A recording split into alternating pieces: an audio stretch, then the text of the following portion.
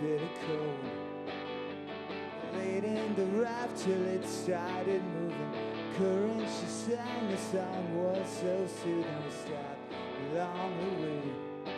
On the beach in the sun on a beautiful day. Our boats collide, we feel the breeze. We'd stay afloat, make the most of everything.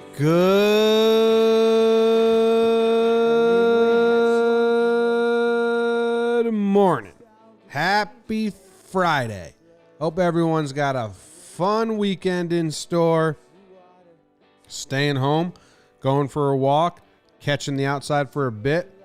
You're stuck in a New York City apartment like I don't know. Get outside. Wear a mask. Stay away from people, but get the hell out of your apartment because it's been way too long. Sick of it. Morning, everyone. That is, let's see, who's in here early? Logan, the Coaster Roaster, Ryan Maldonado. What up, Ryan? Joshua Bradenberg, Whoosh Boosh, Jake Lewis. Good morning. Thanks for joining early. Happy Friday. Song by the Get Up Kids. They landed on the wheel. Get Up Kids is like an old middle school band, I feel like. But this song, Campfire, Kansas, I do like this song. Any song about like fun times with friends, looking back, nostalgia, I'll be a sucker for. Big ol' sucker for. All right, let's get into it. This is the schedule today for John Boy Media. We have a episode of Talking Baseball that is out. I would go listen to it if you're a baseball fan because we got Jeff Passan from ESPN to come on. He gave us a little lesson in news breaking, you know, just the best ways to go about it.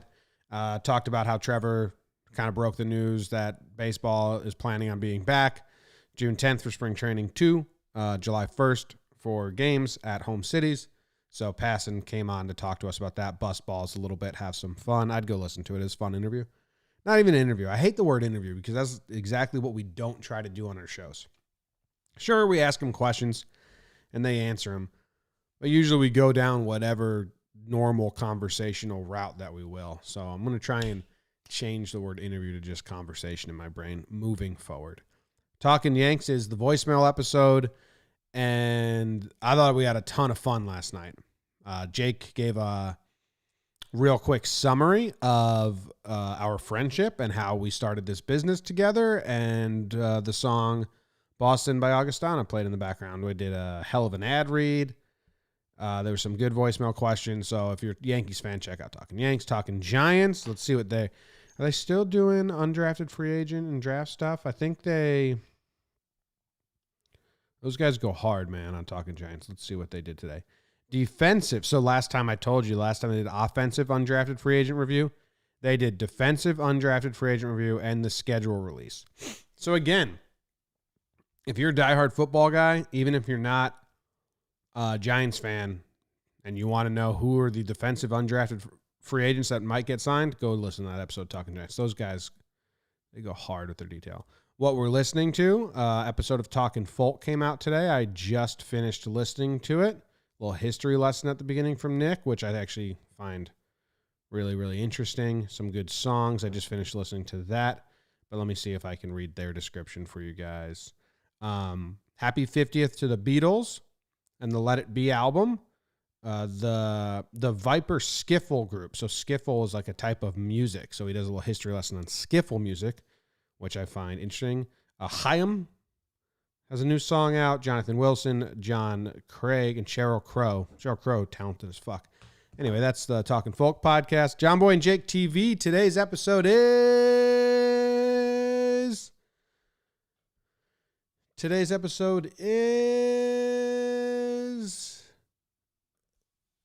fucking what did we watch? It's a game show. I know that for sure. We had fun. Oh, we did Supermarket Sweep again. Oh my God, there's this creepy guy in Supermarket Sweep. You guys got to watch this. There's this real creepy guy. He looks like, I'll show you right now. He looks like, that's way too zoomed in. Okay, there he is. He looks like the bad guy from, he looks like Will Arnett in Blades of Glory. So we had a lot of fun making fun of that guy. Randy matching shirts with his wife, Jammy, on Supermarket Sweep. So go watch that. And then watching baseball, I believe today is the 2019 World Series. We started in 1972, and we watched Howie hit the home run in the 7th inning, Astros versus Nationals in the 2019 World Series, and just like, I don't know, put fresh eyes on it, I guess. So that was fun. And then we also announced our plan moving forward for watching baseball, what it's going to be and all that. So that's good. All right. Okay. The weather in Lindsay Beach, Vermont is 35 degrees and it looks like cloudy and gray. That's tough. Tough for Lindsay Beach, Vermont. Not the nicest of morning. I mean, Lindsay Beach, Vermont, those people can they can ice skate into Canada if they want on Lake Memphremagog. Lake Memphremagog is the real name of the lake that I'm kind of enunciating. Memphremagog. Lake Memphremagog. It's a bad name. But anyway, Lindsay Beach. Probably get 2 months of nice beach, 3 months of ice beach in Lindsay Beach by Newport, Vermont. So 35. So everyone from Lindsay Beach that's been tuning in every morning, you finally have it. There is your weather. Random baseball player of today is a guy who went by the name Jack Calvo, whose first name was really Jacinto, which I Googled how do you pronounce it, because I would have done a soft J like Jacinto, or something like that. But then I listened to the dude who's on a show, who's an actor, who said it pronounced it Jacinto and San Jacinto. So it's a hard J, tricky. Tried to throw me for a loop, but Jacinto Calvo is our baseball player of the day. And tough smile. You know, when you're from 1915 and you only get one picture, it's a tough smile. That's how I smiled from ages 10 to 22, kind of. Just didn't know how to naturally smile. Still not a good smiler. Just make myself laugh now to try and smile. But yeah, tough when that's like the one picture they got of you on the streets is that. It looked like me in middle school, just like, It fades, and it fades, and it fades, and it fades. Such is life. Also, the stance in this picture isn't doing much for him either. I'm just saying it doesn't look like a good ready stance. So let's go do a quick search, deep dive into his career. And I have it up here. Charge Jacinto Calvo. Bam. Here we go. Buried at Flagler Memorial Park in Miami. From Cuba, born in 1894. My brother was born 105 years after this dude. 5'10", 110 pounds. And it's not a long career, not a good career, very interesting career. He's got one career home run, which I kind of want to do a little deep dive into that. This is his game log from 1920. All right, I guess I'll do the overview first. And this is just a podcast for some people that just listen, so I should be more descriptive. That was a note to myself that could have been said in my inside voice, but I decided to voice it. In 1913, he got some play. The Washington Senators, I don't know what they were called in 1913. And then 7 years in the minors, and he doesn't come back up till 1920. He was only 19 in 1913 when he first got called up. So that was the game log I was looking at. Let's see.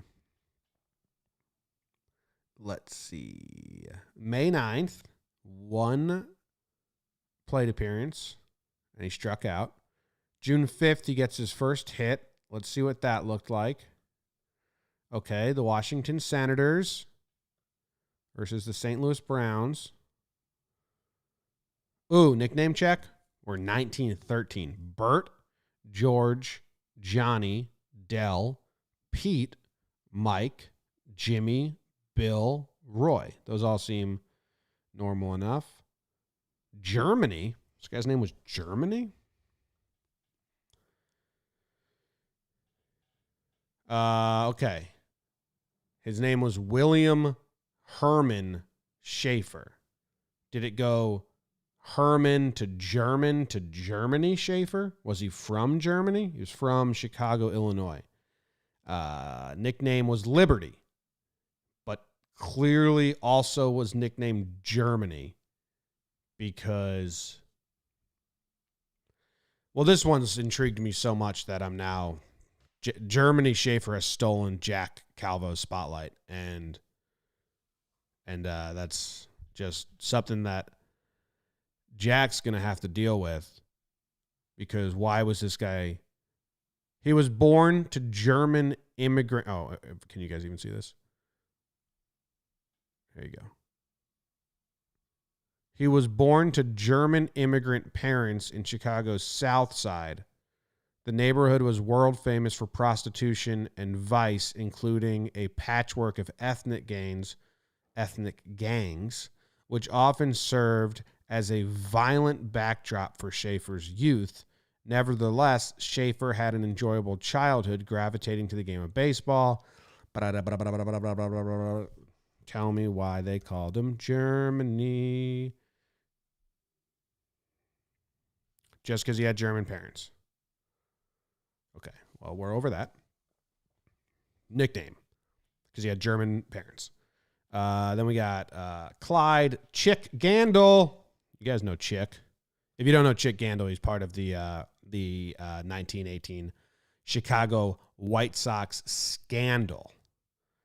Actually retired from playing after all that. Never came back.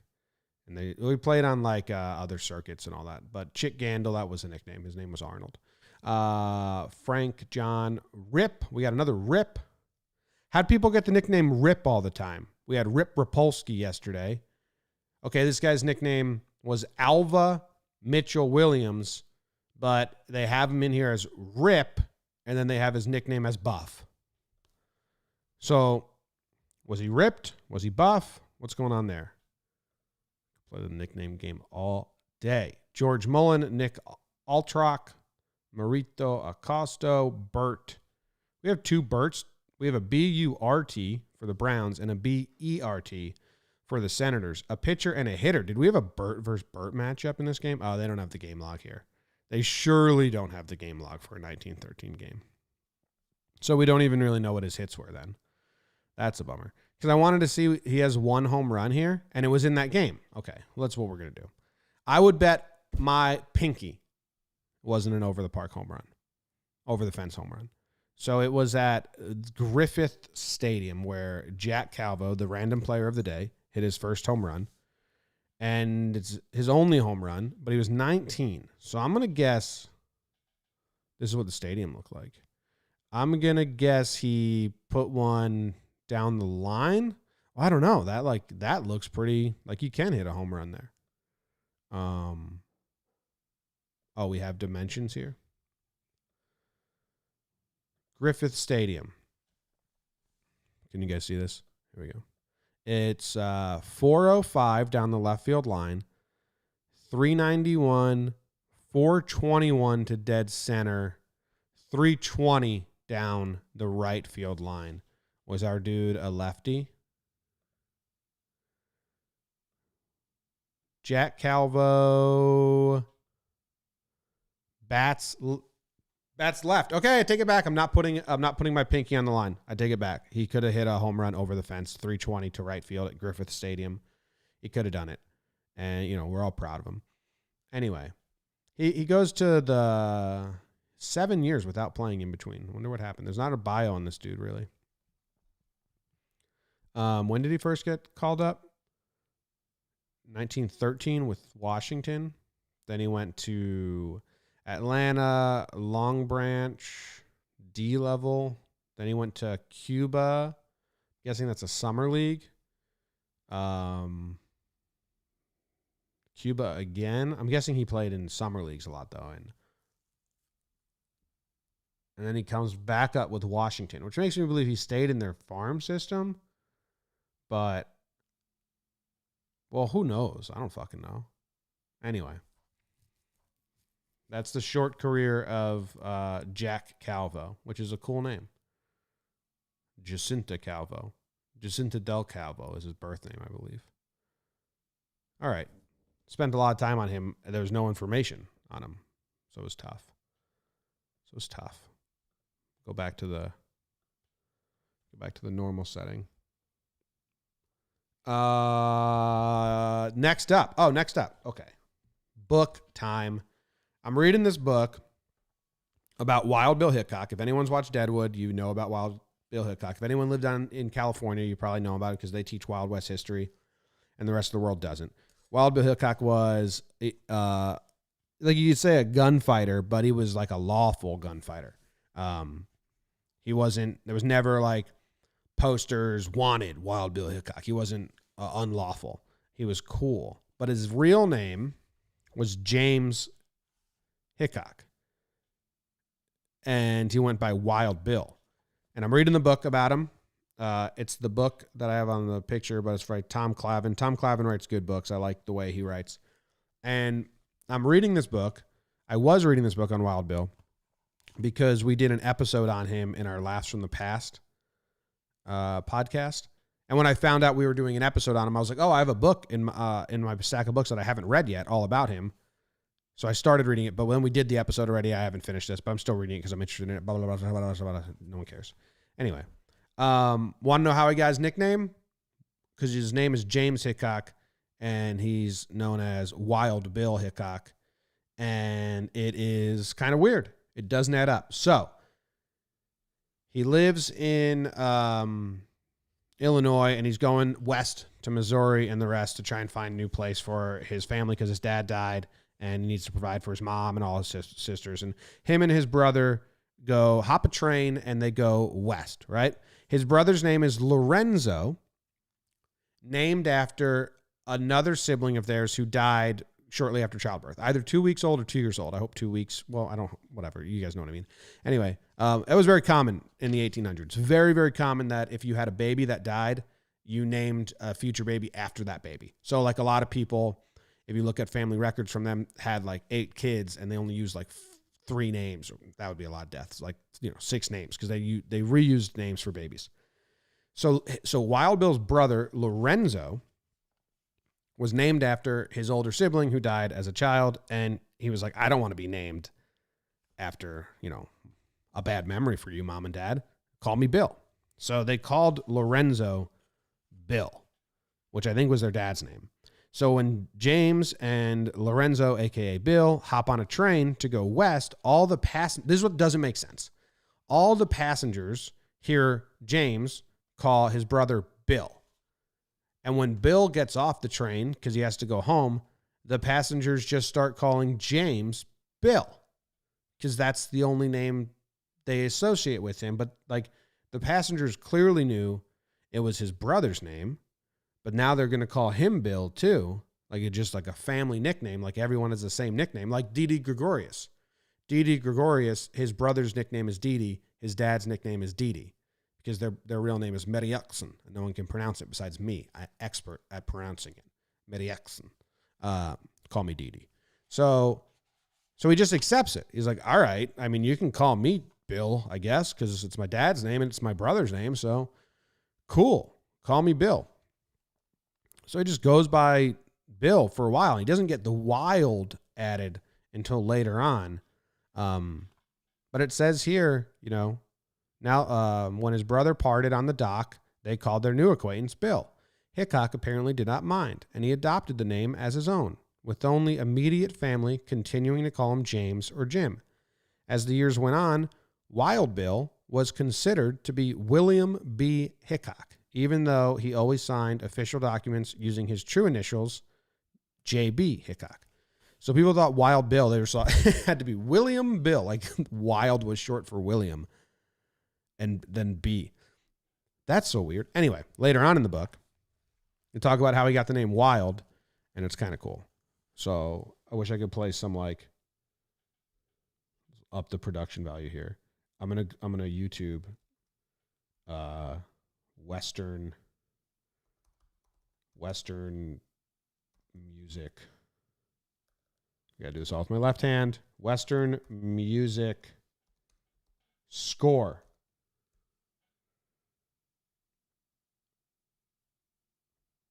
Okay, maybe this will work.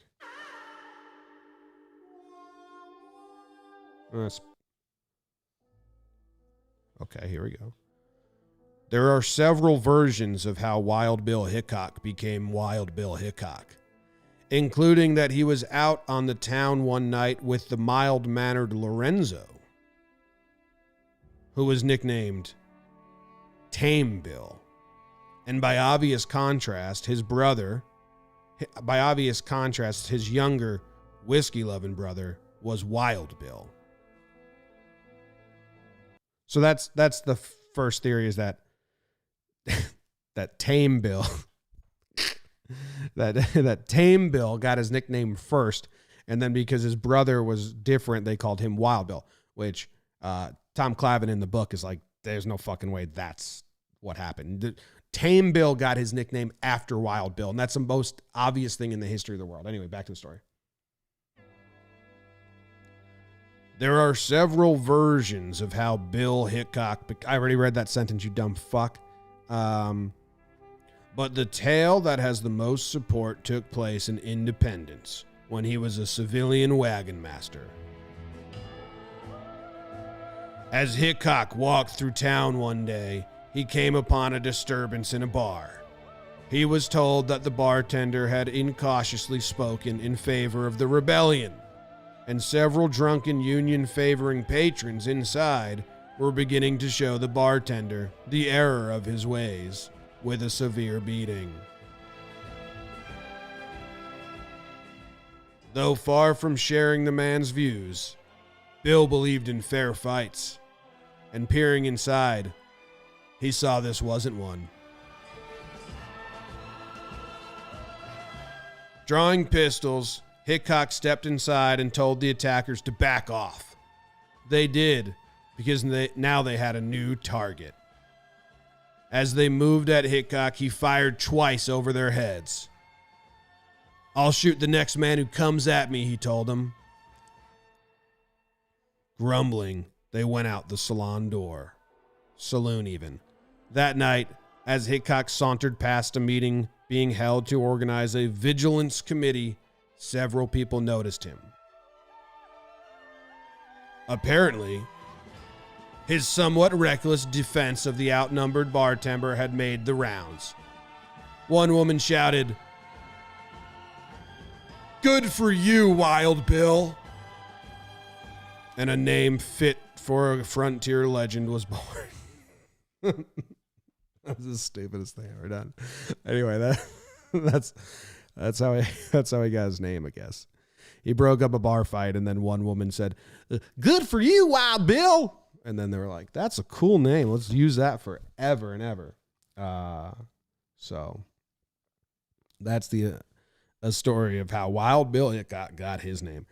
If you're interested in like Wild West history, or history told in that manner, or the way I speak, like Jake and I have a history show called Laughs from the Past. You've heard me promote it here before, but someone recently commented on Twitter like, this is like common sense history.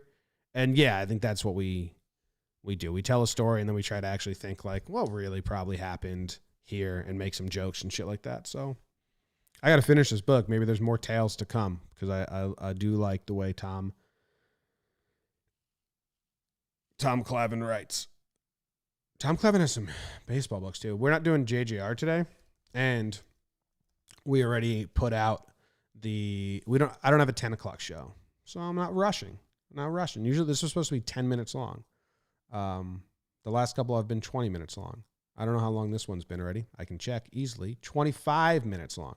All right. I was going to look at what books, because I know Tom Clavin has some baseball books. Fuck, he wrote one on Tombstone. I got to read all these books. Last Men Out. I thought he had one. Oh, he's got one on DiMaggio, Gil Hodges, Roger Maris, Ted Williams. Like, Tom Clavin's just my idol. He just writes books about the Wild West, history, and sports. I should meet him and tell him thanks. Maybe. All right. I'm out. I'll be back on Monday. Have a good weekend, everyone. Enjoy it. Go check out any of the other podcasts or shows that we have if you want to support. You can also buy some mugs. In the future, I should be drinking out of all John Boy Media mugs. I bought 5 from our store the other day. Very excited about it. Very excited. New mug collection. I got some new hats, too, because all my hats are in our office. Because Katie says I have too many hats that I leave lying around. So we brought them all to the office. Now we can't even go to the office. So I only have 2 hats here. And I've been wearing them on. So I bought some new hats, too. All right. Bam. I'm out. See you later. Boats collide, we feel the breeze. We'd stay afloat, make the most of everything. By noon we had swung from ropes in the woods, missed out the danger snakes and